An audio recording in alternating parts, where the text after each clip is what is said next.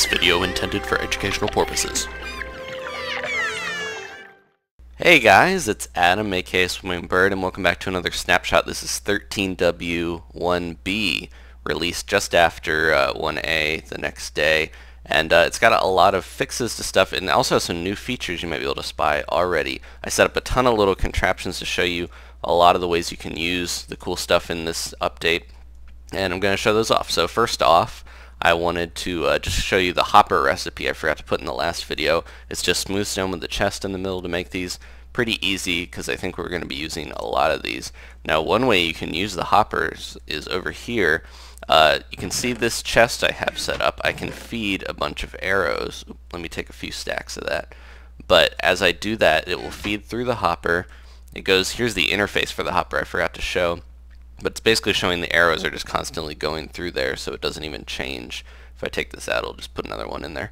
And then once they go through the hopper, they end up in the dispenser, obviously. But if I fill this up, then they will stop flowing through and stay in the... oh, they're going into here. Okay, so once they fill that up, which I can do very easily here by copying a few stacks, they will just sit in that chest. And you can fill that chest up very easily with arrows. So that, there we go, it stopped because it's at critical mass. But if I start shooting this dispenser a bunch of times, just a few times to show you, it'll start emptying the ones out of the hopper, and the more will come out of the chest to fill up this. So you can basically have dispensers with huge chests atop them. You could do a ton of these hoppers, and you'd have like unlimited ammo for the dispenser without having to reload it, which is really cool.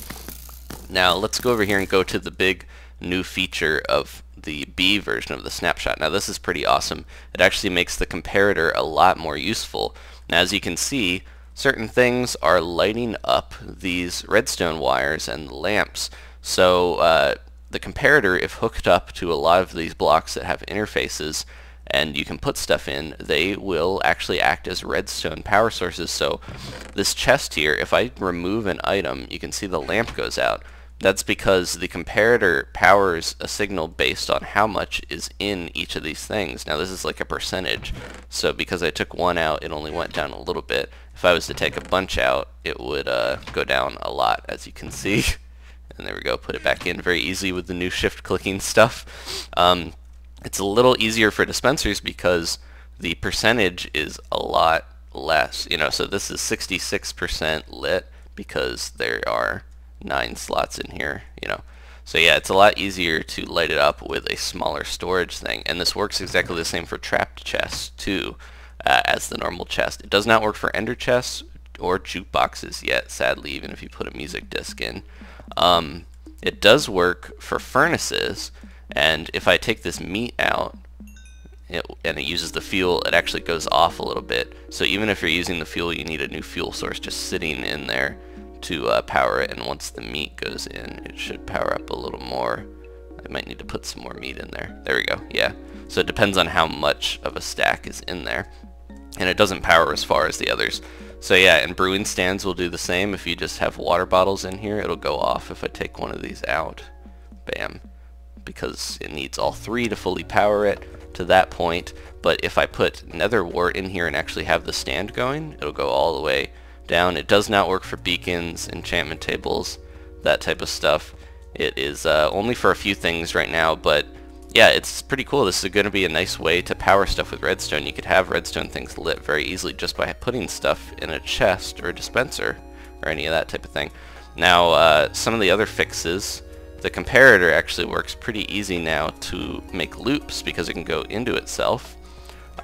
Quartz ore was changed a little bit, the nether quartz ore. It can be smelted now to make nether quartz. I'm not sure, I guess that would save your pick because you can mine it and it will just drop quartz, which I can show you pretty easily here. Bam, even with a wooden pick you get the 1 quartz. So there's not really a benefit to smelt it, but I think they want it to be consistent with the fact that you can now smelt netherrack. And speaking of the comparators here too, they used to be instant when you went through them, but now if you hit it you can watch, bam, it takes them a little bit to light up like that.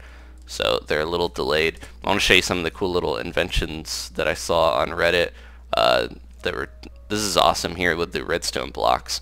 Now, if I hit the switch, it'll power all of these pistons to send it down, and I can power that beacon. So this is like a way, it's a gradual, like it's not that fast to light it up. It's probably a little slower than redstone normally, so it has a bit of a delay. But when I turn it off, it's pretty instant to just, bam, turn that light off. The beacon has a little bit of a delay to power up, obviously. But this could be really cool to use pistons like this to power a beacon, and you could have this like in your base. So if you had some type of like guard tower, you could hit it and it would set the beacon off and everyone would know that there's people coming in or something like that. But yeah, it's just pretty cool how you can set up this piston train to do that. Let's see. Oh, speaking of Quartz, the one thing I wanted to mention, Jeb tweeted that Quartz is actually going to have a decorative thing. The nether quartz is going to be able to be crafted into some type of block, most likely marble looking, which would be awesome for some builds. So we're going to have a fancy looking marble-ish block, most likely from the quartz.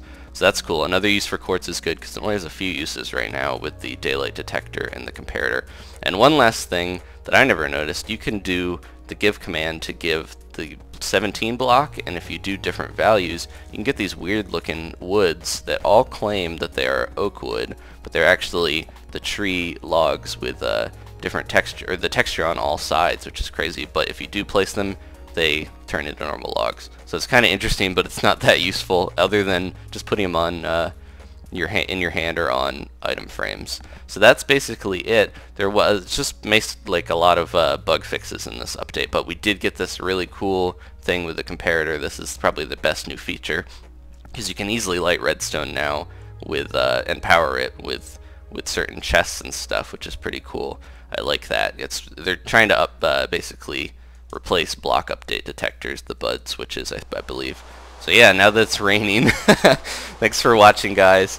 Leave a like if you enjoyed this, and I'll see you guys next time. Very exciting stuff for the 1.5 redstone update.